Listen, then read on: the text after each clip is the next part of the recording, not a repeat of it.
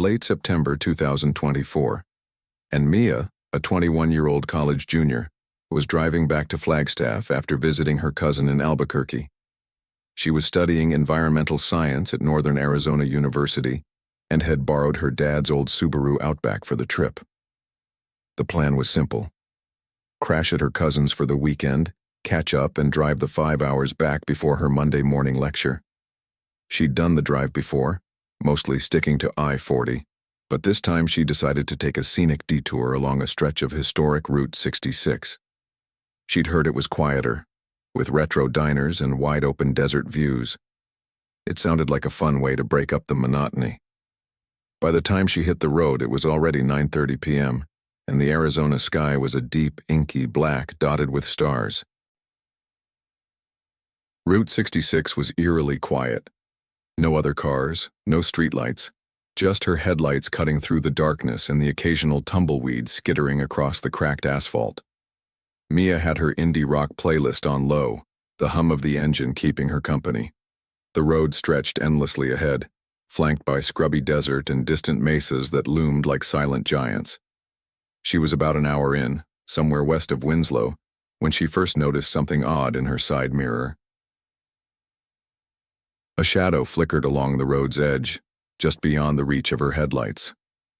It wasn't a clear shape, more like a smudge of darkness, taller than a person, moving parallel to her car. Mia squinted into the mirror, her brows furrowing. Probably just a trick of the light, she muttered, adjusting her grip on the wheel. She was going about 60 miles an hour, and whatever it was kept pace effortlessly, gliding along the shoulder. She flicked her high beams on, hoping to catch a better look, but the shadow seemed to melt into the night only to reappear in her mirror moments later. Her stomach twisted. She turned up the music, trying to drown out the unease creeping up her spine. The shadow was still there, now in her rearview mirror, a vague outline that seemed to stretch and shift. It wasn't a car, not an animal, just a dark, formless thing that matched her speed. Mia pressed the gas, pushing the Subaru to 70, then 75. The shadow didn't falter. It stayed right there, pacing her like a predator stalking prey. "Okay, Mia, chill," she told herself, her voice shaky in the quiet car. She glanced at her phone, hoping to call her cousin, but the screen showed no bars. No service out here. She cursed under her breath and focused on the road, her knuckles white on the steering wheel. That's when she heard it. A faint scratching sound, like nails dragging across metal coming from the roof of the car. Mia froze. Her eyes darted to the ceiling as if she could see through it.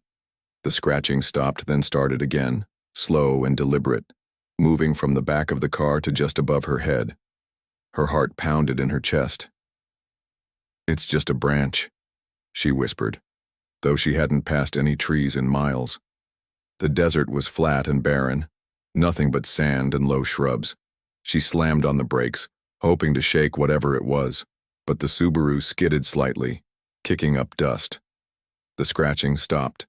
She sat there, engine idling, her breath shallow, waiting. Nothing, just silence. She eased back onto the road, her eyes flicking between the mirrors in the dark ahead. The shadow was gone, or so she thought. A mile later it reappeared, this time closer, hugging the passenger side of the car. It was taller now, almost as if it had grown, its edges blurred but somehow more defined, like a silhouette with too many limbs. Mia's mouth went dry. She floored the gas, pushing the car to 80, the engine whining in protest. The shadow kept up, effortless, its form rippling in the mirror like smoke. The scratching started again, louder, more insistent. It wasn't random, it had a rhythm, like something tapping out a message. Mia's mind raced. Was it an animal? A person? No, no person could move that fast. She thought about pulling over, but every instinct screamed against it. She'd seen enough horror movies to know stopping in the middle of nowhere was a bad idea. Instead, she kept driving, her eyes scanning for any sign of civilization. After what felt like an eternity, She spotted a faint glow on the horizon.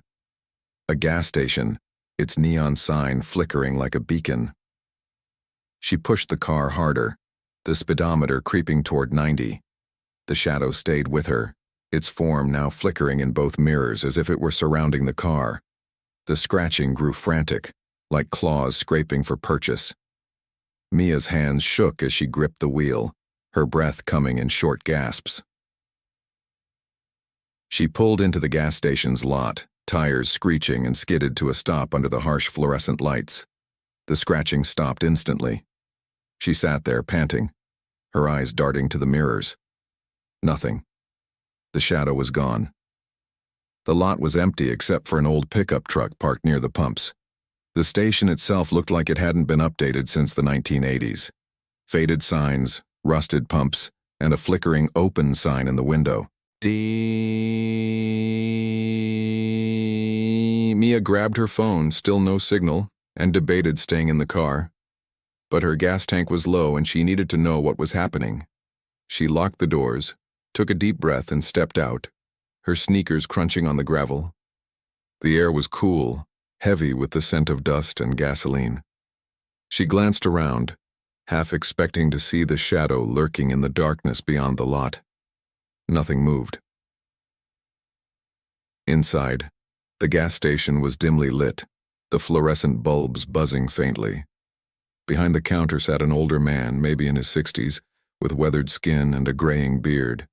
He was reading a tattered paperback, barely looking up as Mia walked in. "Evening," he said, his voice gravelly. "Need gas?" Yeah," Mia said, her voice unsteady. "And, did you see anything weird out there? On the road?" The man's eyes flicked up, narrowing slightly. "Weird how?" "There was something following my Carirono. System, car, like a shadow but not quite human. It kept pace with me and I heard scratching on the roof." The man set his book down, his expression darkening. "Route 66, huh? You saw the shadow." Mia's stomach dropped. "The what?" He leaned forward, his voice low. "Folks around here call it the shadow on Route 66. Been around for decades. They say it's tied to a drifter who died out there in the 50s, hit by a trucker who didn't stop. Now it follows cars at night, looking for someone to take its place." Mia's legs felt weak. "That's just a story, right?" The man didn't smile. "You stopped, didn't you?" She nodded, her throat tight. "You're lucky," he said, picking up his book again. "Most folks who stop don't make it to tell the tale. It likes to claim the ones who pull over."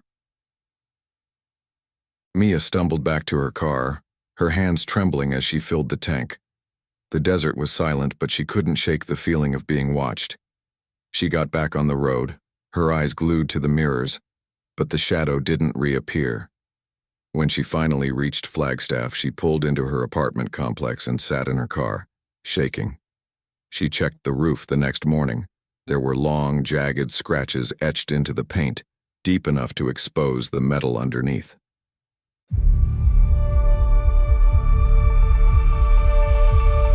It was a cold November night in 2024, and Ethan, a 34-year-old mechanic from Portland, was driving home after a long shift at the garage.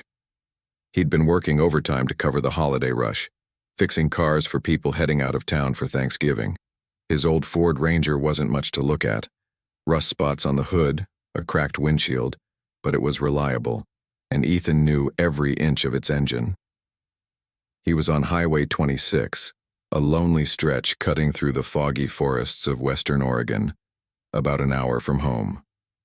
The clock on the dash read 11:47 p.m., and the world outside was swallowed in a thick gray mist that clung to the road like a living thing. Ethan had the heater cranked and his classic rock playlist on low, the familiar riffs of Led Zeppelin keeping him awake. The fog was so dense his headlights barely pierced it, turning the road into a tunnel of dim yellow light. He was used to driving in rough conditions, but tonight felt different. The air was heavy, the kind of heavy that makes your skin prickle, like someone's watching you from just out of sight. He shook it off, blaming the long hours and the coffee wearing off. About 20 miles past Sandy, he saw a figure on the shoulder, thumb out, barely visible in the fog. Ethan slowed down, squinting. It was a man, maybe in his late 20s, wearing a dark jacket and jeans, his face half hidden by a hood. Hitchhikers weren't common out here, especially this late, but Ethan wasn't the type to leave someone stranded in the cold. He pulled over, gravel crunching under his tires, and rolled down the passenger window. "Need a ride?" Ethan called, his voice sounding muffled in the fog. The man nodded, his face still obscured. "Yeah, thanks," headed toward Gresham. His voice was soft, almost too soft, like it was coming from farther away than it should. "Hop in," Ethan said, unlocking the door. The man climbed into the passenger seat, bringing a faint smell of damp earth and something metallic, like old coins. Ethan glanced at him as he pulled back onto the highway. The guy kept his hood up, staring straight ahead, his hands folded in his lap. His skin was pale, almost gray, but Ethan figured it was just the dashboard lights playing tricks. "I'm Ethan," he said, trying to break the silence. "Rough night to be out here." The man nodded again. "Yeah, name's Caleb." He didn't offer more, just kept staring at the road, his eyes reflecting the faint glow of the headlights. Ethan tried to make small talk, asking where Caleb was coming from, but the answers were vague. Something about visiting family, getting caught in the fog. The conversation felt one-sided, and Ethan's unease grew. He noticed Caleb's hands were unnaturally still, not fidgeting or adjusting like most people's would. And the smell. It was stronger now, sharp and unsettling, like wet dirt after a storm. They drove for about 10 minutes, the fog thickening, when Caleb spoke again, unprompted. "You ever feel like you're going somewhere you're not supposed to?" His voice was low, almost a whisper, and it sent a chill down Ethan's spine. Not really," Ethan said, forcing a laugh. "Just trying to get home. You okay, man?" Caleb turned his head slowly, and for the first time, Ethan saw his eyes clearly, dark, almost black, with no reflection. "Take the next left," Caleb said, his voice flat. "It's a shortcut." Ethan frowned. "There's no left turn out here, just the highway till Gresham." "Oh, take the next left," Caleb repeated, his tone unchanged but insistent. Ethan glanced at the road. The fog was so thick he could barely see 10 feet ahead, but he knew this stretch like the back of his hand. No side roads, no turns, just forest and highway. He looked back at Caleb to argue, but the passenger seat was empty. The seatbelt hung loose, the door was still locked, and there was no sign of the man. The smell lingered, though, stronger than before. Ethan's heart pounded. He slammed on the brakes, the truck skidding slightly on the damp pavement. "What the hell?" he muttered, checking the back seat, the floor, even under the seat. Nothing. No trace of Caleb. His hands shook as he gripped the wheel, his mind racing. Had he imagined it? No. The smell was real and the passenger door hadn't opened. He sat there, engine idling, the fog pressing against the windows like it was trying to get in. He started driving again, slower now, his eyes darting to the empty passenger seat. The radio crackled, cutting through the music with bursts of static. Ethan turned it off, but the static continued, low and persistent, like a distant voice trying to break through. He told himself it was just the fog messing with the signal, but his gut told him otherwise. A mile later, the truck's engine sputtered. The dashboard lights flickered, and the speedometer needle twitched wildly. Ethan cursed, tapping the dashboard, but the truck lurched, slowing to a crawl. "Come on, don't do this," he muttered, checking the gas gauge. Still half a tank. Then he heard it. A whisper, faint but unmistakable, coming from the passenger seat. "Take the next left." Ethan froze. The voice was Caleb's, soft and calm, but the seat was still empty. He looked out the window expecting to see nothing but fog, but there it was. A narrow dirt road branching off to the left, cutting into the forest. It shouldn't have been there. He'd driven this highway for years and there were no turnoffs like that. His hands trembled as he gripped the wheel, the whisper repeating, "Take the left. It's faster." Against every instinct, Ethan turned onto the dirt road. The truck's tires crunched over gravel and the fog seemed to thicken, swallowing the highway behind him. The road was narrow, barely wide enough for the truck, with dense trees pressing in on both sides. His headlights caught glimpses of movement, shadows darting between the trees, too quick to make out. The radio static grew louder, now mixed with fragments of Caleb's voice. "Keep going. Almost there." "Oh, where the hell am I going?" Ethan shouted, his voice cracking. The truck sputtered again, the engine coughing like it was choking. He checked his phone. No signal, no GPS, just a blank screen. The road stretched on, endless, no signs or landmarks. His heart raced as the whispers grew louder, now coming from all around him, not just the passenger seat. "You're close. Don't stop." Panic set in.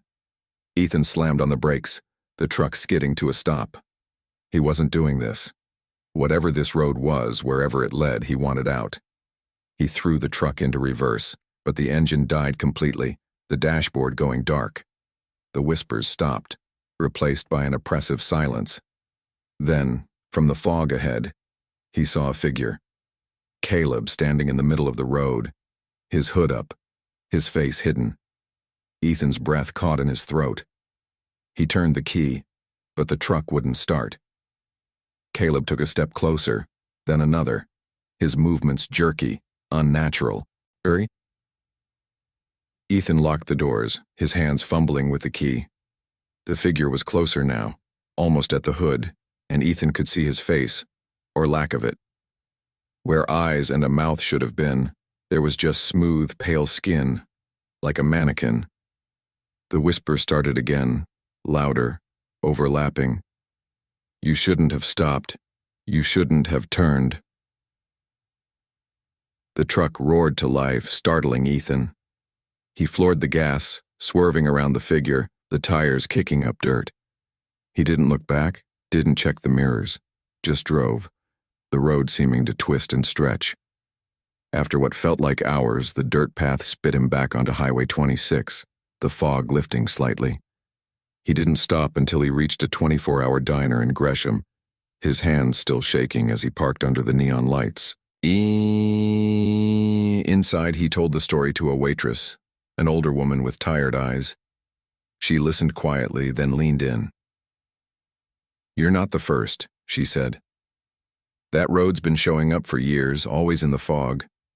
Folks say it's tied to a kid who died hitchhiking out there in the 80s. He tricks drivers into taking his road and most don't come back." Ethan checked his truck the next day. The passenger seat had a faint stain, like wet dirt, and the air still smelled of that metallic tang. He sold the truck a week later and started taking the bus to work.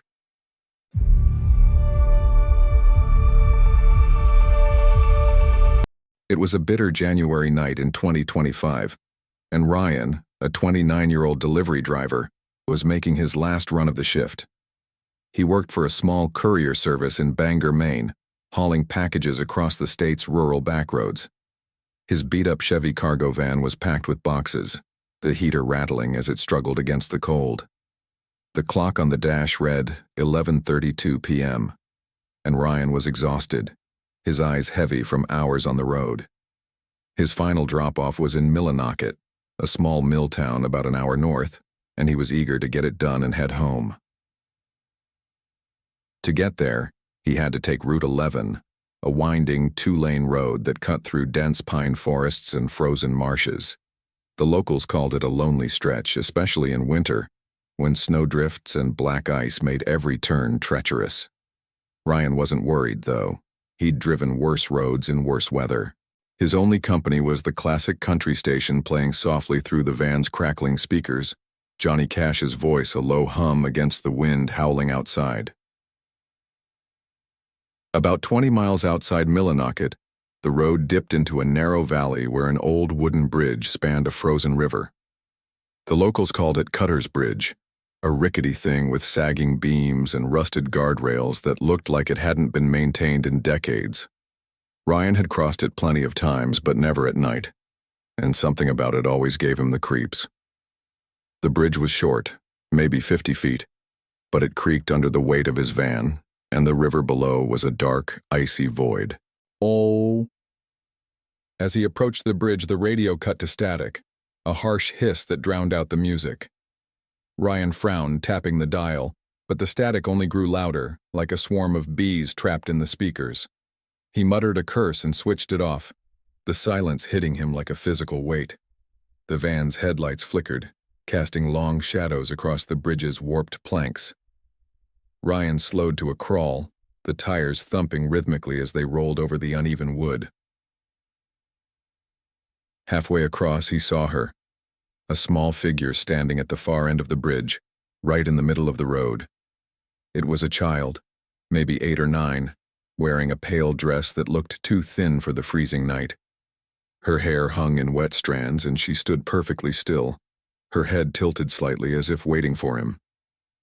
Ryan's heart skipped a beat. "What the hell is a kid doing out here?" "Osi," he muttered, easing the van to a stop. He honked lightly, but the girl didn't move. He rolled down his window, the cold air biting his face. "Hey kid, you okay?" he called. No response. The girl just stood there, her face half hidden in shadow. Ryan glanced around, expecting to see a car or a parent nearby, but the road was empty, the forest silent except for the wind. His stomach twisted. Something about the scene felt wrong, like the air itself was holding its breath. He put the van in park and stepped out, his boots crunching on the icy planks. "Hey, you lost?"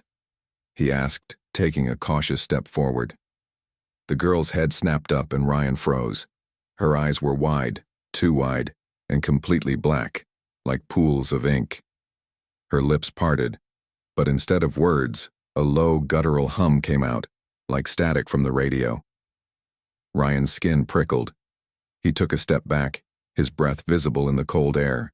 Oh! Then just as quickly as she'd appeared, the girl was gone. No footsteps, no sound. She simply vanished, leaving the road empty. Ryan stood there, his heart pounding, his breath coming in short, panicked bursts. He spun around, checking the bridge, the riverbank, the trees. Nothing. The van's headlights flickered again and the static roared back to life from the speakers, even though the radio was off. Ryan scrambled back into the van, slamming the door. His hands shook as he turned the key, the engine sputtering before catching. He floored it, the van lurching across the bridge, the wooden planks groaning under the weight. As he reached the other side, the static cut out, replaced by a faint childlike voice. "Come back." It wasn't coming from the radio, it was inside the van, soft and clear, like the girl was sitting right beside him. Ryan's eyes darted to the passenger seat. Empty. He checked the rearview mirror, half expecting to see her in the back among the packages. Nothing but shadows. He kept driving, his knuckles white on the wheel, the voice echoing in his head. The road stretched on, the forest closing in, and every few minutes he swore he saw movement in the trees, small fleeting shapes darting just out of sight. Oh! By the time he reached Millinocket, it was past midnight. He dropped off the package at a 24-hour depot, his hand still trembling as he handed it over. The clerk, a grizzled man named Paul, noticed his pale face. "You look like you've seen a ghost," Paul said, half joking. Ryan forced a laugh, but it came out shaky. "Something like that. You know anything about Cutter's Bridge? Saw a kid out there standing in the middle of the road. Then she just disappeared." Paul's smile faded. He leaned in, his voice low. You saw her, huh? That's the Cutter girl. Back in '73, a school bus went off that bridge in a storm. Most of the kids got out, but one, a little girl named Sarah, drowned in the river. They never found her body.